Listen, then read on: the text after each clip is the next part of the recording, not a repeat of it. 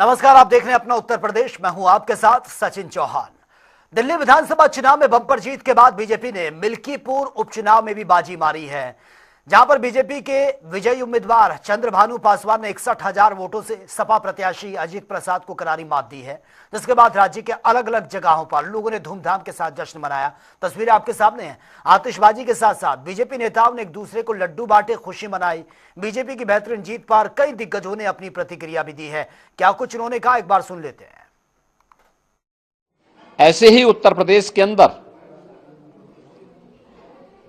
अयोध्या जनपद की मिल्कीपुर विधानसभा का उपचुनाव इस समाजवादी पार्टी के परिवारवाद और झूठ की राजनीति को पूर्ण विराम देते हुए डबल इंजन सरकार के सेवा, सुरक्षा और सुशासन के मॉडल को अंगीकार किया है। जनता जनार्दन ने बहुत स्पष्ट किया है कि भले ही अपने राजनीतिक स्वार्थ के लिए समाजवादी पार्टी कितना भी झूठ का सहारा क्यों न ले ले, कितना बड़ा प्रोपेगेंडा क्यों ना कर ले, लेकिन जनता जनार्दन उन्हें सबक सिखाने के लिए पूरी तत्परता के साथ कार्य कर रही है। अयोध्या का यह परिणाम लगभग 61,000 वोट से भारतीय जनता पार्टी के चंद्रभान पासवान की विजय इस बात को प्रमाणित करती है कि जनता जनार्दन का विश्वास डबल इंजन की भारतीय जनता पार्टी सरकार और प्रधानमंत्री मोदी जी के नेतृत्व में है। मैं चंद्रभान पासवान की विजयी होने पर भारतीय जनता पार्टी और सहयोगी दलों के सभी पदाधिकारियों को, अयोध्या के मिल्कीपुर विधानसभा के सभी कार्यकर्ताओं का हृदय से अभिनंदन करता हूं, बधाई देता हूं और उन्हें इस बात के लिए आश्वस्त करता हूं कि जिस विश्वास के साथ उन्होंने डबल इंजन की भारतीय जनता पार्टी पर विश्वास जताया है। मैं मिल्कीपुर की सम्मानित देवतुल्य जनता के चरणों में प्रणाम करता हूं। जिस तरह से उन्होंने मोदी जी और योगी जी के कुशल नेतृत्व से प्रसन्न होकर और जो सरकार द्वारा जन कल्याणकारी योजनाएं चलाई जा रही हैं उसको हम लोग ने जन जन तक पहुंचाने का काम किया। इस तरह से मिल्कीपुर की जनता ने अपना आशीर्वाद दिया, उसके लिए बहुत बहुत धन्यवाद, आभार व्यक्त करता हूं। दिल्ली विधानसभा चुनाव और अयोध्या की मिल्कीपुर विधानसभा उपचुनाव में बीजेपी ने भारी बम्पर के साथ शानदार जीत हासिल की और बीजेपी की जीत के बाद उत्तर प्रदेश बीजेपी कार्यालय में नेताओं और लोगों ने जश्न मनाया। इस खास मौके पर दोनों डिप्टी सीएम ब्रजेश पाठक और केशव प्रसाद मौर्य मौजूद रहे। वहीं दूसरी तरफ प्रवीण मंत्री दयाशंकर सिंह, साथ ही जो परिवहन मंत्री हैं दयाशंकर सिंह और साथ ही संगठन मंत्री धर्मपाल सिंह ने कार्यकर्ताओं के साथ जीत का जश्न मनाया। और इसी को लेकर हमारे संवाददाता ने डिप्टी सीएम केशव प्रसाद मौर्य और साथ ही परिवहन मंत्री दयाशंकर सिंह से खास बातचीत की है। दिल्ली में एक प्रचंड बहुमत से भारतीय जनता पार्टी की सरकार बनी है। उत्तर प्रदेश की मिल्कीपुर में विधानसभा का चुनाव था जिसमें भारतीय जनता पार्टी का प्रत्याशी एक प्रचंड बहुमत से चंद्रभान जी थे। सर 27 साल लग गए दिल्ली में सरकार आने में।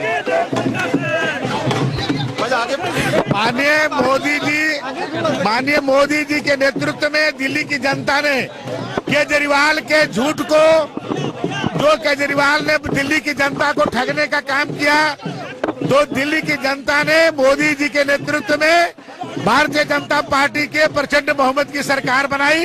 अब दिल्ली में भी उसी तरह के विकास होगा जैसे हरियाणा में, राजस्थान में, उत्तर प्रदेश में, उत्तराखंड में हो रहा है। वहां पर भी डबल इंजन की सरकार माननीय मोदी जी के नेतृत्व में गठित होगी। अखिलेश यादव हार का ठीकरा आयोग पर फोड़ रहे हैं। अखिलेश जी में हार को स्वीकार करने की क्षमता नहीं है। वो लगातार हार रहे हैं। वो 14 में हारे, 17 में हारे, 19 में हारे, 22 में हारे, वो लगातार हारते जा रहे हैं, लेकिन हारने की क्षमता नहीं, हार स्वीकार करने की क्षमता नहीं है। बिल्कुल सही बात है। अखिलेश यादव पर करारा जवाब देते हुए कहा कि अखिलेश यादव की लगातार हार हो रही है और अखिलेश यादव की जिस तरीके से इस चुनाव में बाहर हुई, अखिलेश यादव को हार स्वीकार करनी चाहिए। कैप्टन आशीष के साथ अनूप सिंह, जनता टीवी, लखनऊ।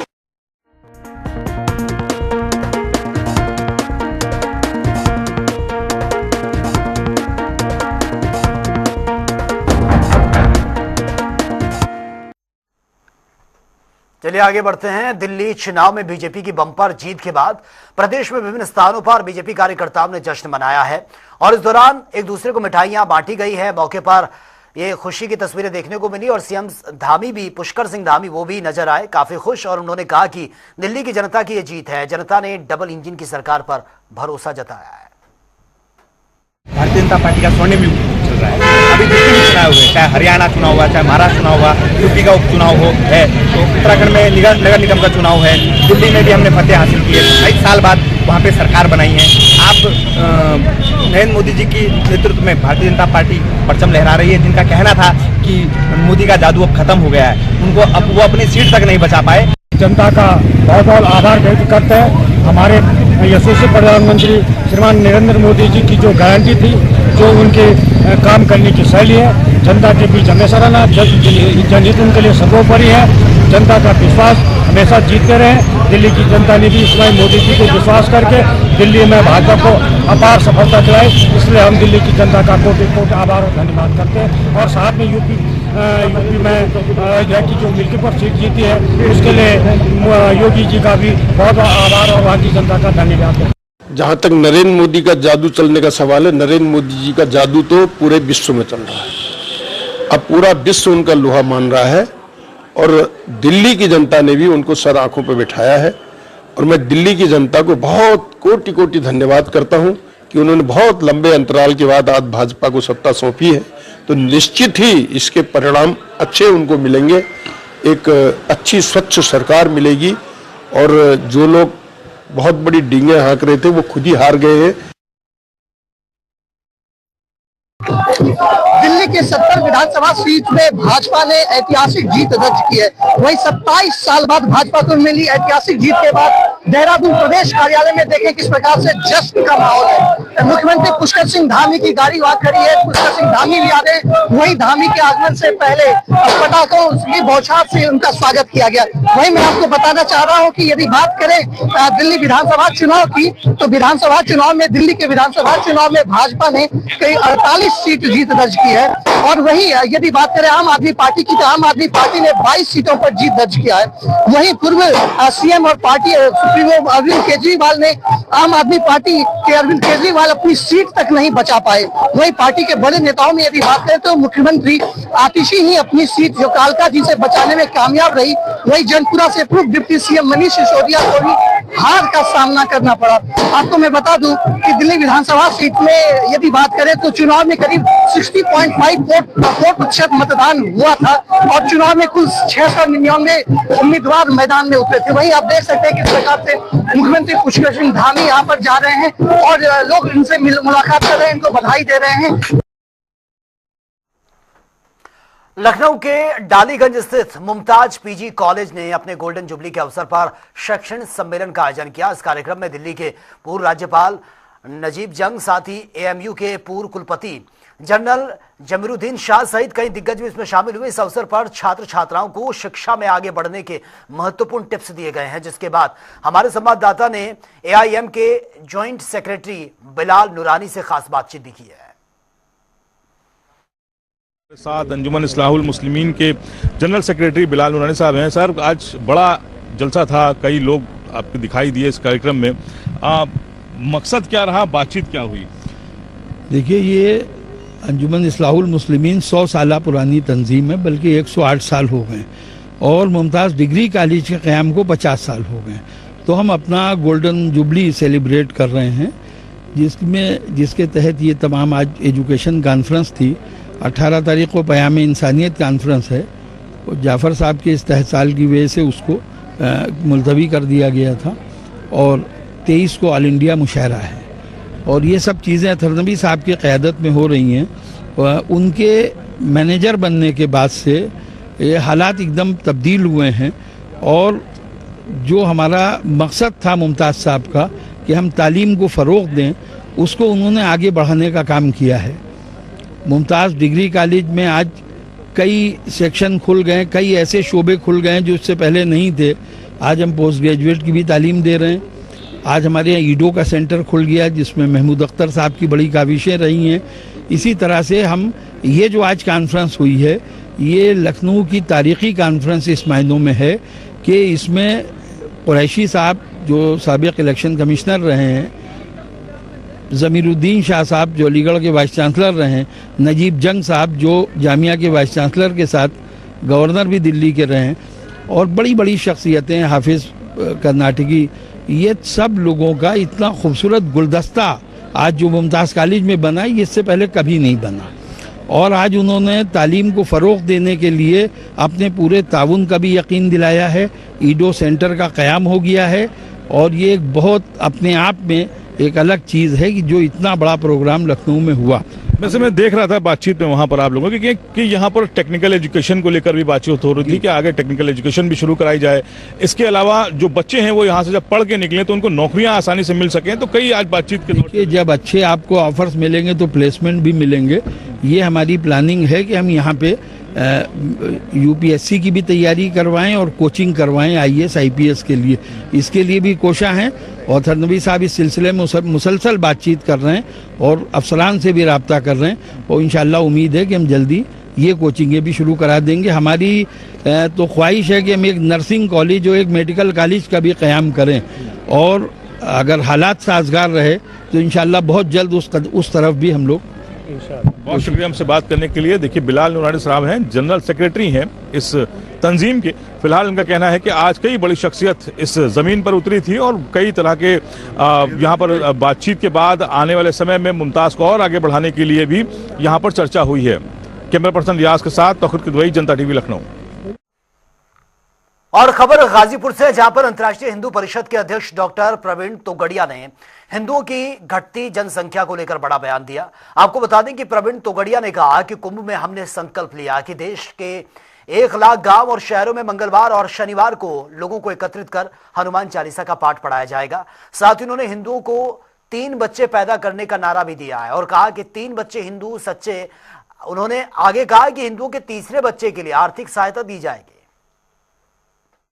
एक संकल्प लिया है कि भारत के 1 लाख गांवों में और शहर की गलियों में मंगल या शनिवार लोगों को सामूहिक एकत्रित करके हर सप्ताह हनुमान चालीसा चलेंगे।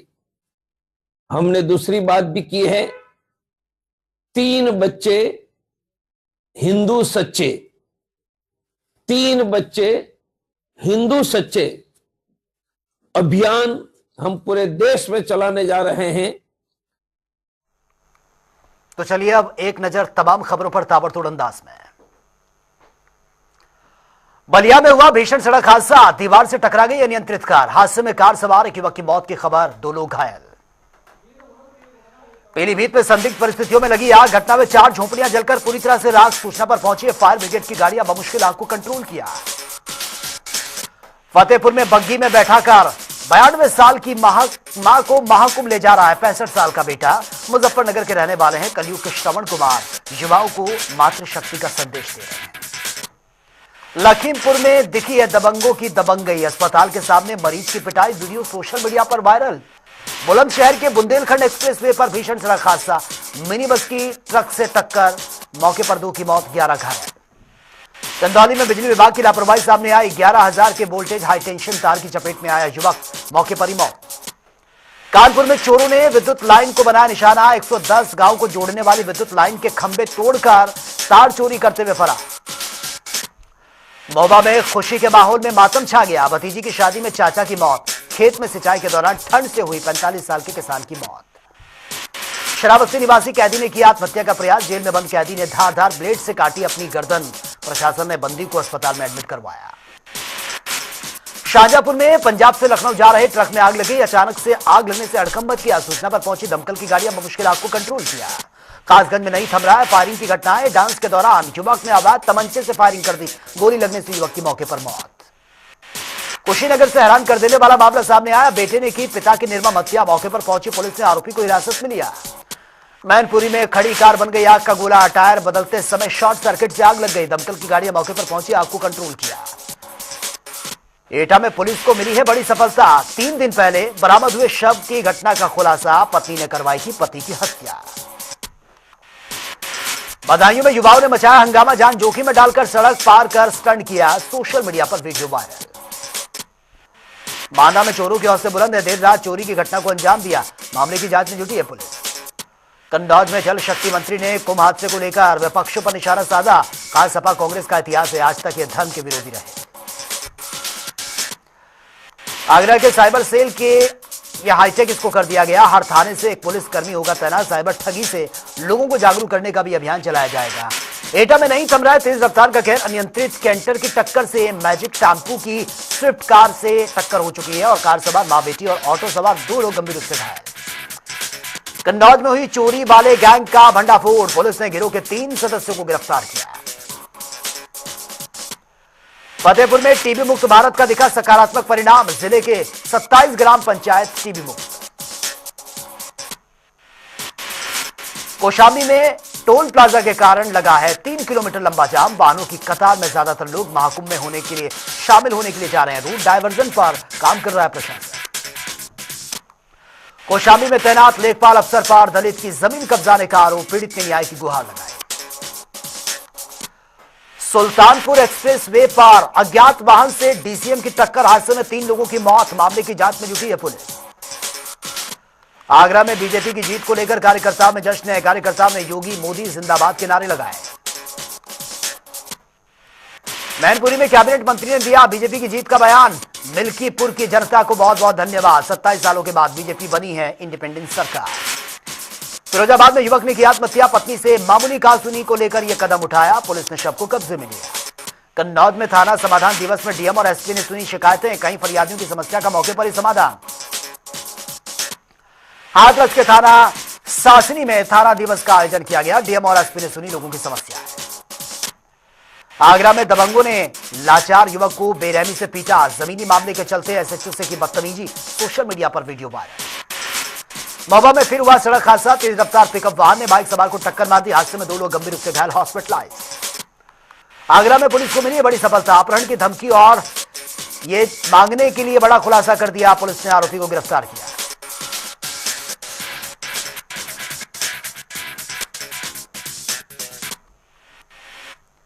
तो फिलहाल इस बुलेटिन में मेरे साथ इतना ही, लेकिन तमाम खबरों के लिए आप बने रहिए जनता टीवी के साथ। नमस्कार।